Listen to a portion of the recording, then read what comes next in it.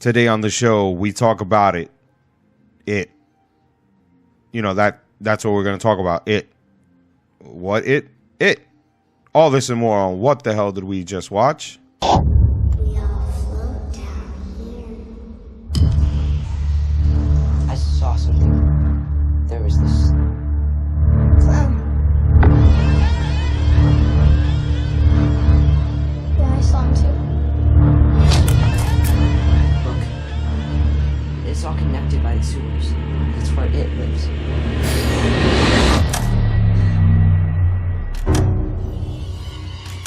What happened?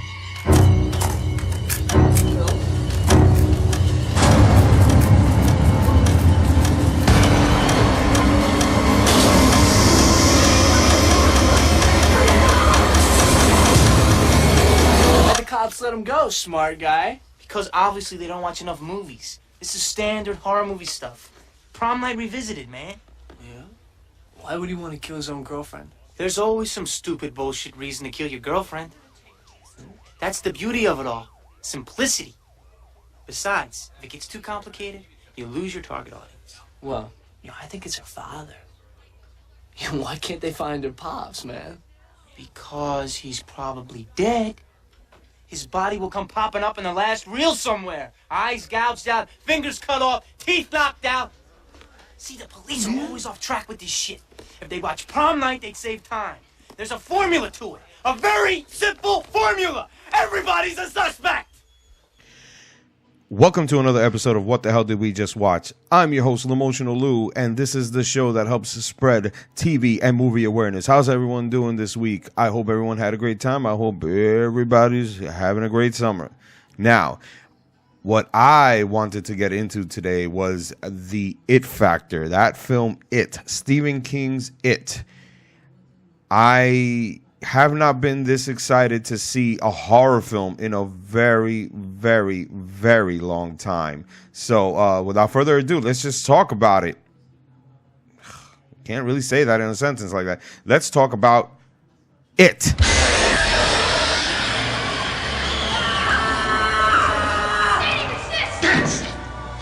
Let go. Be afraid. Bev, the stones! You all taste so much better when you're afraid. Hurry, Bev, kill it! Kill me? Oh, you are priceless, rat. I am eternal, child. I am the eater of worlds and of children. And you are next.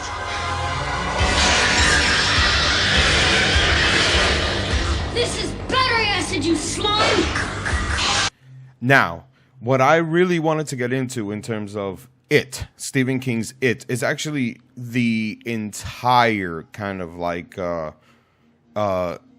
lineage of it, like in terms of not just the latest film that's coming out, but I also wanted to talk about the book where it's originally conceived from, and also the first film adaptation that was aired on television as a two-part series in 1990.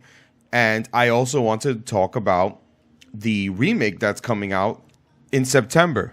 So one of the things that I really, really wanted to talk about, and one of the things that makes me very excited for this film in particular, is a long time ago, we were doing an episode of remakes and creativity. You can go all the way back to almost the beginning, and you can listen to certain films that I asked the people on the show what they wouldn't mind seeing being remade for whatever reason. And one of the films that was mentioned, that I mentioned, was the movie It. And this was, they announced that they were making the film, but this was also a long time before there was actual footage to see.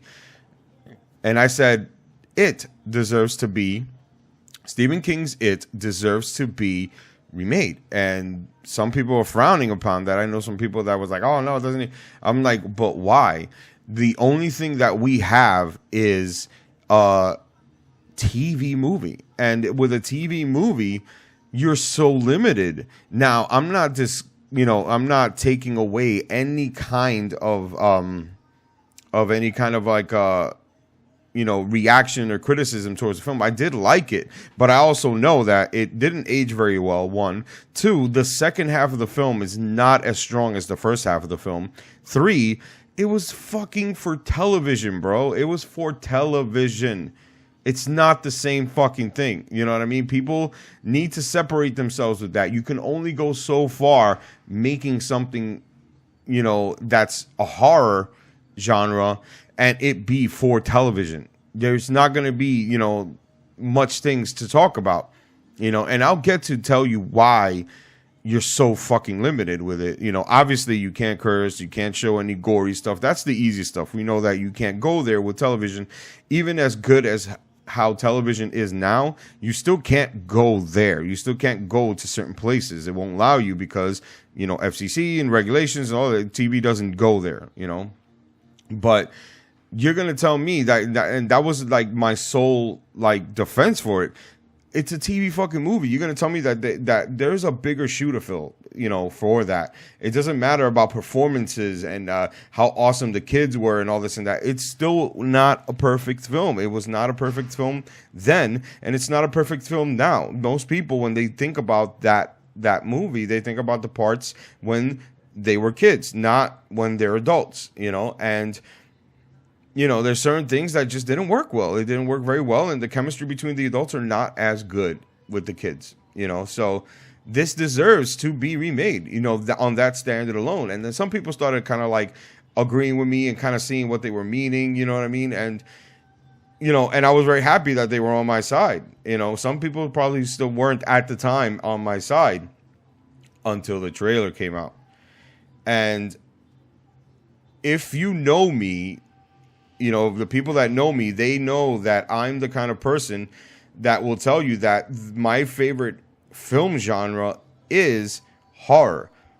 But, and there's a big but there, it's also the genre I see the least. And why is because I feel that it's the most abused genre next to comedy in terms of film. So the thing is that the percentage of garbage in horror films is way higher than certain percentages in other genres, and I think even more so that the horror genre percentage is slightly higher than the comedic one, than the comedy film percentage in terms of garbage, and the reason why I'm saying that is because, believe it or not, I don't know how it is now, but a lot of people's beginnings in things, come from comedy or horror films if it's not from television.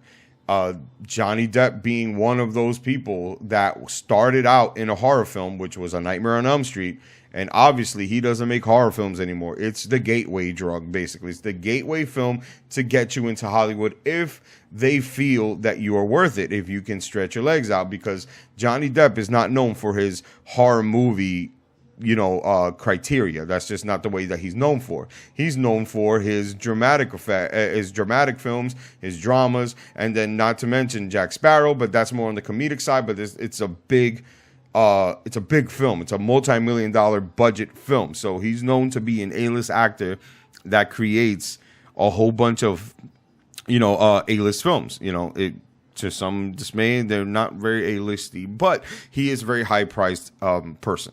And that's who you get. He doesn't do horror films. He never reprised this role because he died, but he did reprise the character and became like he was a cameo in the 6th film. But you know what I'm getting at. It's just there's nothing there. He didn't make other horror films after the fact because he knows that there is no future in making those kinds of films. If you want to stay in Hollywood and you want to stay being an actor for the rest of your life.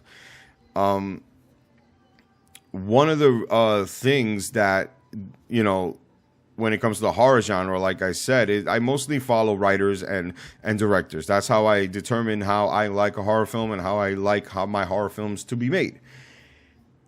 And not necessarily who the actors are, because the actors that they get are usually shit actors and they come from God knows where and some hole in the earth. And you appreciate some of them, but you're not, if you follow them like they're big, huge actors, like like everything else, then you're in for a big disappointment because those actors work in a lot of shit. Trust me when I tell you, they work in a lot of garbage, even if you like them in one horror film. Back to talking about Stephen King's It. That's how I got introduced to him. I got introduced to him through that television film, which I adored so much at the time, and it was terrifying. It was creepy. Like I said, the chemistry, I loved watching all of them as kids. I love watching all the stuff that takes place when they are kids. And I just remember it being such a somewhat of a milestone of awesomeness. And one of the things that I wanted to address is that I thought that there was nothing that you can do, after this fact. And then I found out that it was based on a book. I didn't know that yet. And Stephen King's It was a book previously. And when I saw the book, I saw how thick it was. It blew my fucking mind. It's a fucking Bible, the way that the book is, because Stephen King goes to all these different places and areas in the story, even stuff that has nothing to do with our main characters, but somehow it does. It kind of like retreads and it kind of like connects together. But there are things that you can take out of the story and not worry about losing the core story. Because it's just a lot of fluff, but that's how books are read, that's how they get you in, by being so detailed. It's for better or for worse, in my opinion, in terms of book reading. And especially as of late, I've been reading a lot, lately. So I'm getting to see how that works. Now, when it comes to the book, which I recently read so I can have this conversation with you guys on the show about it, it goes to a lot of places. It goes to a lot of weird places, in terms of things that I don't agree that I will ever want to see in any film, let alone even the remake, because the remake, what's awesome about it is that it's an R-rated film. And so that leads me to be even more excited because there are a lot of really cool, grotesque kind of like scenes in the book that talk about certain murders and things like that. And, the way that the It is portrayed, the It clown is portrayed. He is the main face of the shape-shifting character that he is. But if you ask me, in terms of changes, for better or for worse, in terms of the TV movie, they kept mostly the clown for, I'm pretty sure, budget constraints and all that, because it turns into a lot of things in the book. It turns into a lot of things: a bird, the werewolf, a mummy, all these kinds of just different shapes for everyone, not just the main kids, but a lot of other people, even adults, because in the book, even adults get kind of poisoned of the It character, the It personification in the town of Derry. And that goes to show some of the reasons why I think that remaking this film is a great idea. From one of the things that I do know is that it will be 2 films. And from what the trailer that was released a while back that shows us is that we're going to see the characters, these kids, be shown in real time. I don't believe we'll be introduced to the adults. I think it's just going to be the first half, the kids being kids, and then the second part will be introduced to the adults, and the adults will be doing whatever they need to do in terms of their story. Because the way that the book is actually written, it's not the way that it's written in the TV movie, where they which I'm fine with. It's not a big deal, where they show the adults, then they make them do these little flashbacks. But in the book, the adults' story and the kids' story are kind of running parallel to each other. So, basically, you get to know the kids first, and then you get to know the adults, and they're getting their calls, and then they're not doing flashbacks, but everyone's story is kind of like being told in the same pace as the adults and the kids, like at the same time. And that's fine. The way that the book did it is fine. It was a little bit confusing to me at first because I'd never written the book. I never read the book before, obviously, I saw the movie. So I was expecting it to be in somewhat kind of like the same fashion. One of the things that I noticed right away is the vast amount of stuff that happens when the stuff that's going on in adulthood. Basically, how Mike Hanlon starts to realize what's going on, and then making the decisions on whether or not he should call the rest of the guys to come back. You know what I mean? Things like all these kind of like things that are going on in Derry that's making him decide what to do. And that's kind of the stuff that I think that might work in terms of showing the story for the adults. Maybe that's what we need to see. We need to see these kind of like horrific things coming back into Derry after a certain amount of time where they thought they killed where they thought they killed it in the sewers, and they made the promise to come back. His journey, Mike Hanlon's journey on deciding whether or not to call them, I thought in the book was very interesting. It would be really cool to put that in the film, and I think that's what's going to help the adult side of the story to kind of like make it better. You know what I mean? That's what I mean about the shoes being filled up a little better. You know what I mean? I can't, stress how much, stuff is in the book that would be nice to see in the newer film. And I really hope that they decide to kind of like flesh it out. They really have their work cut out for them when it comes to the adult side of the story, because even in the book, it's a little bit sour. It's kind of like, it's not as good, but it's still good, but it's not as good. You know what I mean? And some of the scares and whatever they think it's terrifying in the book, I feel outdated. Even in the stuff they just changed for the TV movie, I feel that is outdated. One of the things that I did like I said earlier, is that the clown is mostly what everyone sees, and in the book, it's not. It's the clown mostly just shapeshifts into whatever it is that they're scared of. And I think that if they just stay with doing the clown thing, like how the original film did it, I think they're on the right track. Even the trailer kind of shows that they're mostly being terrified by the clown, and I'm so forward looking forward to that. You know what I mean? So that makes me very, very, very happy. Now, one of the things that, this book, when I read it, it made me realize this book is one of the reasons why things need to get changed from book to film adaptation. There are just some things in this book that I'm just like, no. I wouldn't even. I'm mad that I'm reading it. I don't even want to fucking watch it. No fucking way. And that's one of the parts that kind of like I wonder, will the film have this new version of the film have being an R-rated film and all that stuff? But I don't think. And look, I'm just gonna be honest with you. I'm gonna tell you straight up. But the scene that I'm talking about the most, and there are other parts, but the one where these 11-year-old kids have group sex to get out of the sewers after beating the clown, I don't know. Nope.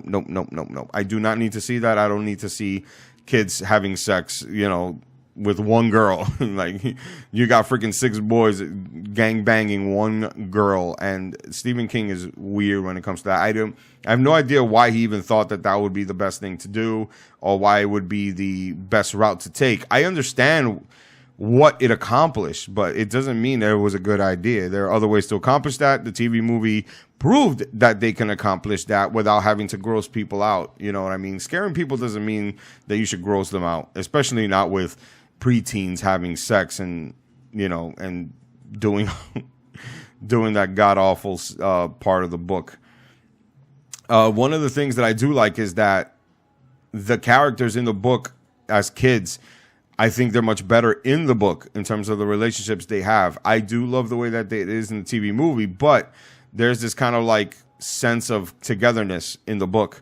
I like the fact that they're more like real kids. Like they, not only obviously do they hang out, but they smoke cigarettes. They, that they steal drink, liquor, things like that. That's more believable, believe it or not. They curse out the ass. They curse a lot in the book. And I was like, you know what? I was like that too as a kid at that time, sneaking curses when my parents weren't around to like listen to me and all that shit. But I think that they can bring that into the R-rated film. And even in the trailer that MTV released a while back, they kind of showed that they're going there a little bit. Like Richie Tozier is a little bit more jokey. He's a lot dirtier jokey, which I'm very happy about. I really can't wait to hear more of those scenes. And there's a lot more humor, a little bit more humor that brings the kind of characters together. I liked the scene a lot because it definitely have that unity. You believe these groups of these kids that they're friends. One of the things that I hope that they don't do too much is that they keep them separate too much. In the book, they're always kind of separated. They never really are together when they get the clown coming to terrorize them. It's always kind of like been in like in the background where it's like 2 at a time, 3 at a time, never really all 7. And in the TV movie, I liked it that they were almost always all 7 when they got together again. But they did all have their individual terror of the clown. But when they got terrorized by the clown after that, it was always together. So I hope that we see a lot more togetherness in terms of like their encounters, and that I don't have a problem with them changing how they encounter the clown when they're in small groups. Just put them all in there. Fuck it. It's all right. It's not a big deal. I think it makes the film better. It'll terrorize it a lot more. It'll give me more terror than being as a group and being defenseless and all that stuff. So I'm down with that, man. I'm down with that 100%. And when the thing that I saw in the 2017 version trailer, I was giddy. I love the way the clown look. It's almost identical to the way he looks like in the book, with the silver kind of outfit and all that stuff. He has that old school look to it. I love how they veered away from what the TV movie was, so it can be its own thing. It doesn't have to have any kind of resemblance to it. It doesn't have any resemblances to it. One of the things that they change is that in the book it's in the 50s and then it's the 80s when they're adults, and now in this movie it's the 80s as kids, and then we're gonna see them now as adults. So like, and it'll be modern. I don't know how that's gonna work. I hope they don't rely on technology too much, because I think that's one of the factors that might hinder it. Now, I'm not saying that it will, but it might. But it will make more sense, because calling everyone the way that he called everyone in the TV movie through the home line, and even in the book, they don't really go into how he called all of them. You know what I mean? Like, not everybody's home anymore. So I like so maybe, them getting called on their cell phones will be better. Maybe it'll even help. Maybe they'll find a way on how he got everyone's numbers so easily. Little sin there. But yeah, no, I'm interested to see how a modern version of It would look. The Stephen King's It will be. Stephen King's having a great year in the year 2017. He's got also The Dark Tower coming out. He's got a TV show that came out, The Mist. So yeah, everybody's all Stephen King all over again. So I hope that Stephen King's It will be the first film to bring horror back to a place where I like it being, and take away a lot of that comedic factor on it. But first, we're going to check out The Dark Tower. That's and I hope that does a good job on telling a story about him and all that. A story about The Dark Tower, because I know a lot of people are like Dark Tower faithfuls, and they're worried about it. I'm not. I haven't read the book yet. Maybe watching the movie will make me want to read the book. You never know. That's what It did for me. Stephen King's It did that for me. I'm more of a watcher, and if I like what I watch, I want to read more about it, because I want to kind of like simmer in the reality of the story. And that's why I read Stephen King's It, because of that. Because I love the universe that he created in that film. And then when I wanted to watch, I wanted to see more, read more. I wanted to check it out, see what these kids do more that's not different. Even Henry Bowers is a much more interesting character in the book than he is a little bit in the movie. But I love Henry Bowers in the TV movie. It was great, and I cannot wait to see what kind of Henry Bowers they have in the film version of it. So I embrace it with open arms. It's the first horror film that I'm embracing with open arms in a very long time. And this will be the first horror film that I see in theaters since Sinister, which I was dragged to see, but I did like that movie, which is fine. I think it's a good horror film, but that's the last horror film I saw in a theater, Sinister, and that was a while back. That's like 3-4 years ago. So without further ado, I think I talked way too much about Stephen King's It. You can follow me on my social media sites on Facebook.com/WhatTheHellPcast. You can follow me on Twitter.com/TheHellPcast.